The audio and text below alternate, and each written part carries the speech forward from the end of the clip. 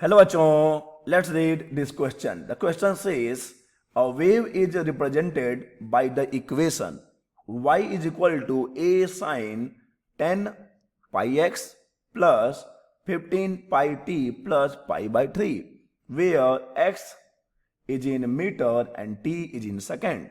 The expression represents, and the given options are a wave traveling in the positive x direction with a velocity 1.5 meter per second. B. A wave traveling in the negative x direction with a velocity 1.5 meter per second. C. A wave traveling in the negative x direction with a wavelength 0.2 meter. And D. A wave traveling in the positive x direction with a wavelength 0.2 metre. तो आइए सबसे पहले बात कर लेते हैं की concept की. की कंसेप्ट, इस क्वेश्चन को सॉल्व करने की चाबी कहां है या क्या है. देखिए यहां पे हम बात कर रहे होंगे वेव की. अभी कौन से वेव की? प्रोग्रेसिव वेव की. And we know that the equation of the progressive wave is given by, the general equation is given by y is equal to a sine kx minus omega t plus 5. यही तो है एक progressive wave का general equation. Okay, तो अब यहां पर k क्या है बच्चे? What is k? k is wave number. k is what? k is wave number. k is wave number. Okay, ठीक है. And what is omega? Omega is angular frequency. We all know omega is angular frequency. Omega is angular, this is q, frequency, and phi is phase constant. Phi is phase constant. Phase constant. आइए सवाल पे आ जाते हैं. सवाल में भी एक equation given है, ठीक है, जो कि एक वेव का है. तो कौन सा इक्वेशन गिवन है बच्चे? इक्वेशन गिवन है कि y is equal to a sine 10 pi x plus 15 pi t, और साथ में यहां पे गिवन है प्लस पाई बाई 3. ठीक है, पाई बाई 3. अब देखिए हम क्या करने वाले हैं. अब हम कंपेयर कर देते हैं इस इक्वेशन को अपने स्टैंडर्ड इक्वेशन से. ठीक, अपना स्टैंडर्ड इक्वेशन यही तो है. देखिए, this is the standard equation, general equation of the wave. अब कंपेयर करने पे हमको क्या क्या चीजें मिलेंगी? तो देखो, जब हम कंपेयर करेंगे तो हमको मिल रहा होगा वेव नंबर k, जो कि है 10 पाई. कंपेयर करने पर अगर हम ओमेगा को कंपेयर करें तो देखो ओमेगा क्या मिल जाएगा? 15 पाई मिल जाएगा. और फेज कांस्टेंट फाई कितना मिल जाएगा बच्चे? 5 मिल जाएगा. पाई बाई 3 मिल जाएगा. ओके, और अब देख लीजिए,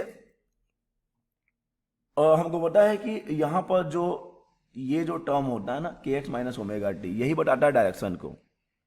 ठीक है, कि x माइनस ओमेगा टी से हम पता लगा सकते हैं कि वेव जो है पॉजिटिव x में जा रहा है कि नेगेटिव x में जा रहा है. ठीक है, तो अब यहां पर अगर हम देखें किस फॉर्म में है हमारा इक्वेशन जो है, देखो हमारा इक्वेशन जो है के एक्स प्लस ओमेगा टी के टर्म्स में है. अगर ये के एक्स माइनस ओमेगा टी के टर्म्स में होता तो हम बोलते ये किधर जा रहा है? पॉजिटिव x में ट्रेवल कर रहा है. लेकिन ये के एक्स प्लस ओमेगा टी है, यानी ये किधर जा रहा होगा? नेगेटिव एक्स में जा रहा होगा. तो यहां पे तो प्लस के टर्म्स में है, तो यहां से हमने डायरेक्शन डिटरमाइन कर लिया पहले कि हमारा जो वेव है वो के एक्स प्लस ओमेगा टी के टर्म का है या उसके फॉर्म में है. दैट्स वाई ये क्या इंडिकेट करता है? Wave travelling in negative x direction. तो हमने कंक्लूजन निकाल लिया कि वेव किधर जा रहा है बच्चे? Wave travelling in negative x direction. Negative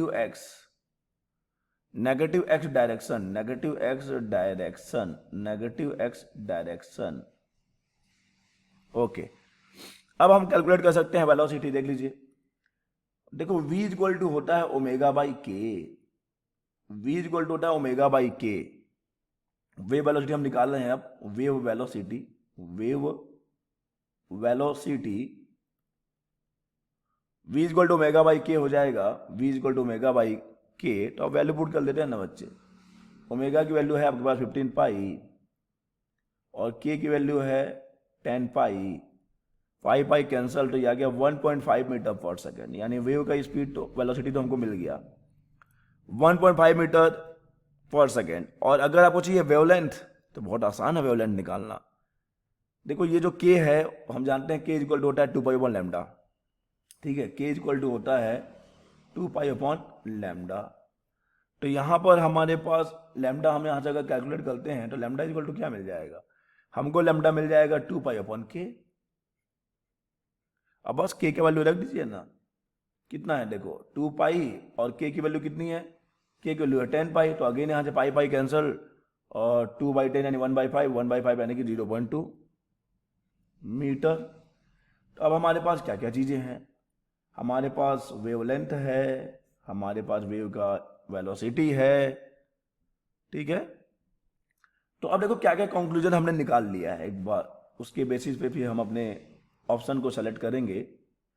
क्या क्या कंक्लूजन हमने निकाल लिया, वेव किधर जा रहा है, नेगेटिव एक्स डायरेक्शन में ट्रेवल कर रहा है, ये हमने निकाल लिया। और वेलोसिटी कितनी है 1.5 मीटर पर सेकेंड है, और वेवलेंथ कितना है 0.2 मीटर है।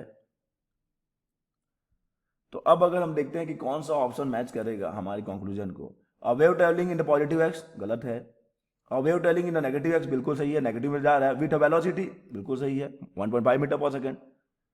A wave travelling in the negative x direction with wavelength, with a wave traveling in the negative x direction with a wavelength 0.2 metre, ठीक है। तो देखो ये भी सही है, a wave traveling in the positive, तो ये तो गलत है देख लो। तो यहाँ पे हमारा जो आंसर आएगा, दो हमारे ऑप्शंस करेक्ट हैं यहाँ पर, बी एंड सी, क्योंकि ये मल्टीपल करेक्ट ऑप्शन वाले क्वेश्चन है। तो यहाँ पे हमारा दो ऑप्शन करेक्ट है, b and c, b and c are correct, b भी सही है और सी भी सही है। Okay, so this is the answer, b and c are correct.